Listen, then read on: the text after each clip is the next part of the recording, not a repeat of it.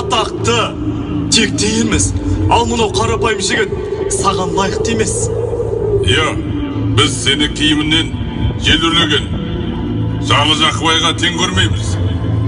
Көзіңді аш, жанының барында табан жалтыратсын. Әйтпесе аямаймын. Ашуыма тисе, үскір қаязымен үсіріп, қатырып тастаймын. Оның не? Олай жасай көрме. Олай етсең мынау қырдалаған нұрын шашып, ағаштарға гүл бітірген көктемнің де зардап шегетін есіңнен шығарма. Олай жасама, өтінем сенен. Бас кеспек болса да, тіл кеспек жоқ.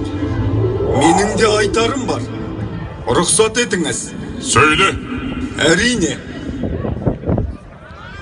Менің кедей екенім рас. Жоқшылықтан жолы болмаған жігіттердің бір екенім де рас. Бірақ мені төрге шығарар байлығым болмаса да, өрге сүйрер намысым бар.